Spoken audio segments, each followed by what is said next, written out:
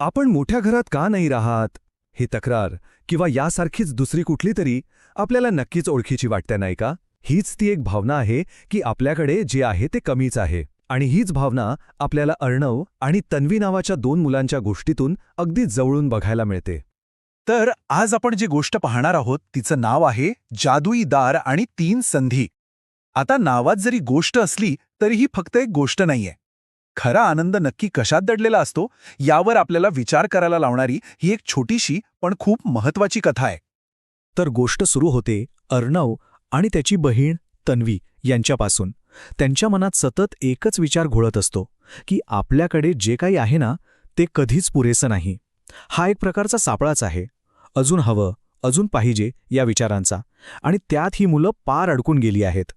आणि त्यांच्या तक्रारी त्या तर अगदी आपल्या रोजच्या जगण्यातल्या आहेत. म्हणजे बघा, माझ्याकडे चांगला मोबाईल नाहीये, किंवा आपण एवढ्या मोठ्या घरात का राहत नाही, आणि आपण इतके साधे का आहोत. या सगळ्या प्रश्नांमधून त्यांचं जे असमाधान आहे, ती जी अस्वस्थता आहे, ती अगदी स्पष्टपणे दिसून येते. आणि मग एके दिवशी अचानक सगळं काही बदलून जातं. झालं असं की घरातली लाईट गेली, सगळीकडे एकदम काळोख, आणि त्याचवेळी स्टोअररूममधून कसला तरी एक विचित्र आवाज येऊ लागला. आणि तिथे त्या अंधारात त्यांना काय दिसतं तर एक छोटंसं चमकणारं दार, असं दार जे त्यांनी याआधी आयुष्यात कधीच पाहिलं नव्हतं. त्या दारावर काहीतरी कोरलेलं होतं. त्यावर लिहिलं होतं 3 इच्छा, विचार करून निवडा.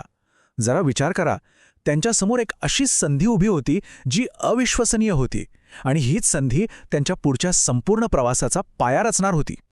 हो, फक्त 3 संधी. एकही संधी वाया घालून चालणार नव्हती. प्रत्येक निवड खूप महत्वाची होती, खूप मौल्यवान होती.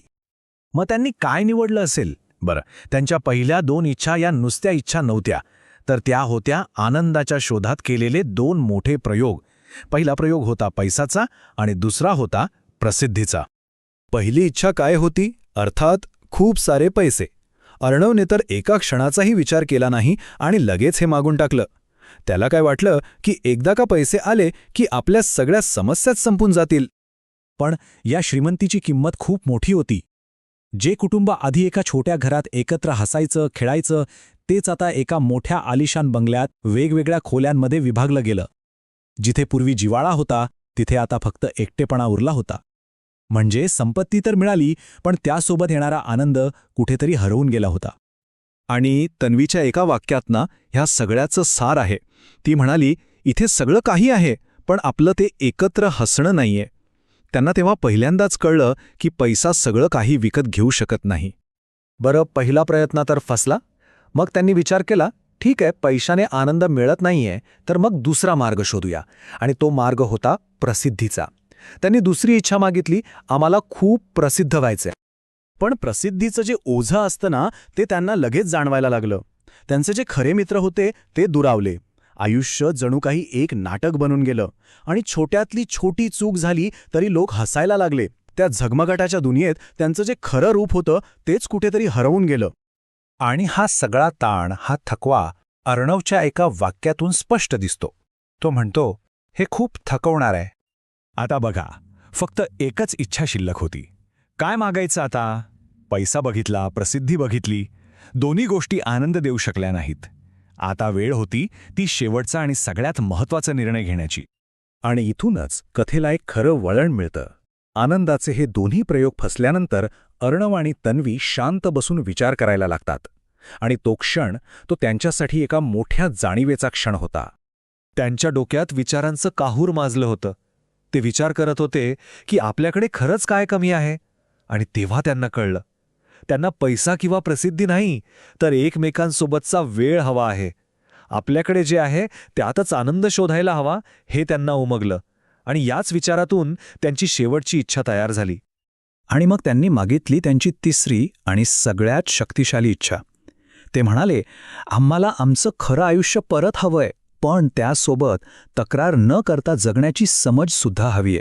म्हणजे बघा, त्यांना फक्त जुनं आयुष्य परत नको होतं, तर ते एका नव्या, चांगल्या दृष्टिकोनाने जगायचं होतं.